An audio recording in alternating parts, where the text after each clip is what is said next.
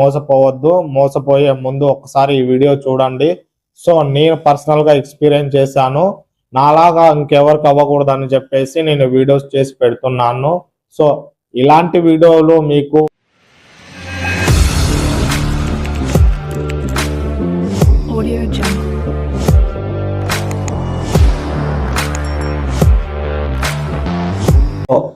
Topic లోకి వచ్చేస్తే Sriram finance మనం ఫస్ట్ ఈఎంఐ ఏం తీసుకున్నారు, ఏం తీసుకోలేదు, ఏం తీసుకోవాలనుకుంటున్నారు, ఓకేనా? సో పర్సనల్ లోను, వెహికల్ లోను, మళ్ళీ మన హోమ్ లోను, గోల్డ్ లోను, ఎవరైతే మీరు లోన్, నేను నా సజెషన్ కంప్లీట్గా లోన్ తీసుకోకూడదు, మోసపోకూడదు అనే వీడియో అండి నా వీడియోస్. మైన్లీ మిడిల్ క్లాస్ వాళ్ళని దృష్టిలో పెట్టుకొని వీడియో చేస్తున్నా. I'm also middle class. తర్వాత ఎన్ఓసి తీసుకున్న తర్వాత మన డీటెయిల్స్ ఏవైతే ఉన్నాయో అది ఎరేజ్ చేశారా లేదా, మన డాక్యుమెంట్స్ ఏమన్నా ఉన్నాయి అవన్నీ ఎరేజ్ చేశారా లేదా, ఫ్యూచర్ లో మన మొబైల్ నంబర్ ఉంది అవన్నీ తీసుకొని ఎరేజ్ చేశారా లేదా, మా లోన్ క్లియర్ అయింది, శ్రీరామ్ ఫైనాన్స్ లో డేటా మాకు ఎప్పటికి ఉండకూడదు అని చెప్పేసి సెకండ్ పాయింట్ మీరు అడగాలి. సో నాలెడ్జ్ ఉంది, తెలుసు, మనము ఈ వీడియో చూసి ఎందుకు అనీజీగా ఫీల్ అయ్యి, సో అందరూ ఉంటారు, అందరని నేను చెప్పను, చాలా మంది ఉంటారు, అట్లాంటి వాళ్ళు స్కిప్ చేయొచ్చు, అవసరం లేదు, చూడాల్సిన అవసరం లేదు. సో ఎవరైతే మిడిల్ క్లాస్ ఉండి నిజంగానే లోన్ తీసుకోవాలంటే భయపడి సఫర్ అవుతున్న వాళ్ళ కోసం వీడియో. 5 మీరు అన్ని ఎంక్వైరీ చేసుకున్న తర్వాత మీకంటే ముందు వాళ్ళు సిబిల్ చెక్ చేస్తారు. చెక్ చేసి మళ్ళీ మీకే కాల్ చేసి అడుగుతారు, సార్ మీది ఎంత సిబిల్ ఉంది, మీకు ఎంత వరకు లోన్ వస్తుంది, ఇప్పుడు 50,000 లోన్ అప్రూవల్ ఉంది మీకు, ఆల్రెడీ మీరు 50,000 లోన్ తీసుకొని మీరు పే చేశారు, మీకు తర్వాత మీరు చేయాల్సిన పని వాళ్ళు ఫోన్ చేస్తారు ఆఫీస్ నుంచి, మీ లోను ఇంకా 1-2 months ముందే ఉన్నాక, మీది ఇంకా 2 months ముందే క్లియర్ అవుతుంది అనగానే వాళ్ళు తెలుసుకొని చెప్పేసి మీకు 2 months స్కామ్ స్టార్ట్ చేస్తారు. సార్ మీ ఈ 2 months లో మీకు ఈఎంఐ క్లియర్ అవుతుంది, మీరు ఏమన్నా లోన్ తీసుకుంటారా, మీకు లోన్ అప్రూవల్ అవుతుంది, ఇంత అమౌంట్ వస్తుంది, లాస్ట్ టైం 50,000 ఇచ్చారంటే సార్ మీకు చెక్ ఉందా సార్, చెక్ బుక్ అప్లై చేసుకోండి, ఆటో డెబిట్ చేసుకుంటే మీకు 75,000 ఇస్తారు, చెక్ బుక్ అప్లై చేసుకుంటే ఇంత వస్తుంది, లేదంటే 50,000 వరకు మేము చేయగలుగుతాము. సో అక్కడ నుంచి స్టార్ట్ అయింది స్కామ్ 1. ఏంటి, మీ డీటెయిల్స్ ఏవైతే ఇచ్చింటారో మీ లోన్ క్లియర్ అయిన తర్వాత ఎన్ఓసి ఫోన్ చేసి వాళ్ళు ఇవ్వాలి, అది వాళ్ళ బాధ్యత. ఫస్ట్ మీరు అడగాల్సింది కూడా ఫస్ట్ పాయింట్ అది. ఓకే, మన లోన్ క్లియర్ అయిన వెంటనే ఎన్ఓసి ఇవ్వాలి. మీరు బైక్ మీద తీసుకోండి, పర్సనల్ లోన్ తీసుకోండి, కార్ లోన్ తీసుకోండి, హోమ్ లోన్ తీసుకోండి. ఇప్పుడు లోన్ ప్రాసెస్ అయిపోయింది, ఈఎంఐలు కడుతున్నారు, 6 months అయ్యింది, ఓకే 1 year అవుతుంది, సరే 18 months ఈఎంఐ ఫర్ ఎగ్జాంపుల్ అండి, 18 months 50,000 పెట్టుకొని లోన్ తీసుకున్నారు. సో 18 months క్లియర్ అయింది. సో మీరు వాళ్ళు 500 ఎక్స్ట్రా ఛార్జ్ పట్టేటప్పుడు మీకు ఎక్స్ట్రా ఛార్జ్ మీరు కట్టలేదు, పే చేయలేదు.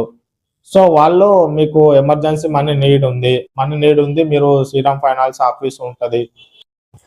స్కామ్ నంబర్ 4 అడిగిన తర్వాత మళ్ళీ వాళ్ళు మీ ఆఫీస్, ఇంతకుముందు ఎవరైతే మీకు విలేజెస్ లో కొంతమందికి చిన్న ఆఫీస్ ఉంటుంది కదా, ఆఫీస్, సో మీకు ఈ స్కాములన్నీ మీకు అర్థమైంటది. మీకు ఆల్రెడీ చాలా మంది శ్రీరామ్ ఫైనాన్స్ లో లోన్ తీసుకుంటే మీకు అర్థమైంటది.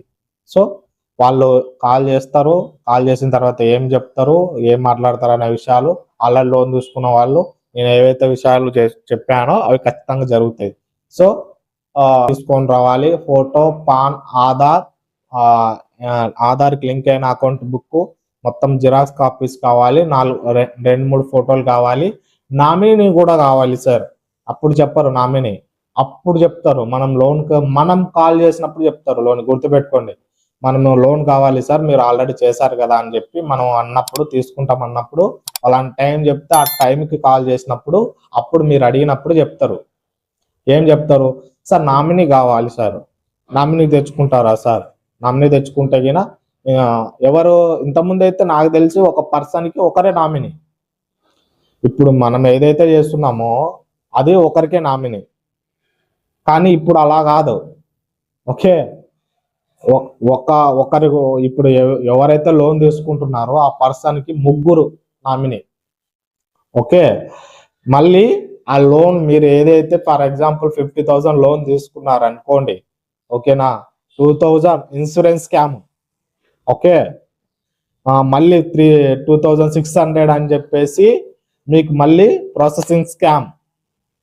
మళ్ళీ మీరు ఆల్రెడీ మీరు బకాయిలు మీ దాని మీద ఇంట్రెస్ట్ ఉంది సార్, మీరు ఇలా పే చేయలేదు, మీరు ఇంత పే చేస్తే ఇంత అమౌంట్ హయ్యర్ వస్తుందని 3,000 మళ్ళీ ఇంకో స్కామ్, లోన్ ఇంక్రీజ్ స్కామ్ అంటారంట.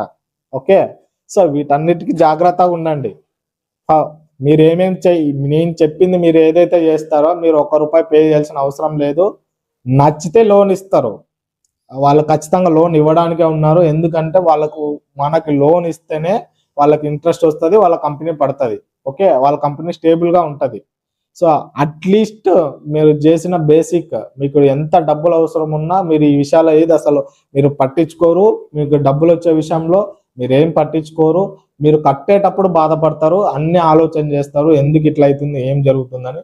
సో అలంతా జరగకూడదని చెప్పేసి నా పర్సనల్ ఎక్స్పీరియన్స్ మొత్తము, అరే నాలాగా ఎవరు బాధపడకూడదు, నేను బాధపడినాను, నాకు నోటీస్ పంపించారు, నేను కంప్లీట్ గా కడుతున్నా మంత్లీ, మళ్ళీ ఎక్స్ట్రా ఛార్జ్ ఎలానో కట్టాను, మొత్తం ఫోన్ పే స్క్రీన్ షాట్లు, డిమాండ్ నోటీసు మొత్తం అన్ని కట్టిన తర్వాత నాది ఇప్పటికి కూడా లోను రన్నింగ్ అవుతున్నాయి. మొత్తం క్లియర్ అయిన తర్వాత నేను ఎన్ఓసి కూడా తీసుకున్న తర్వాత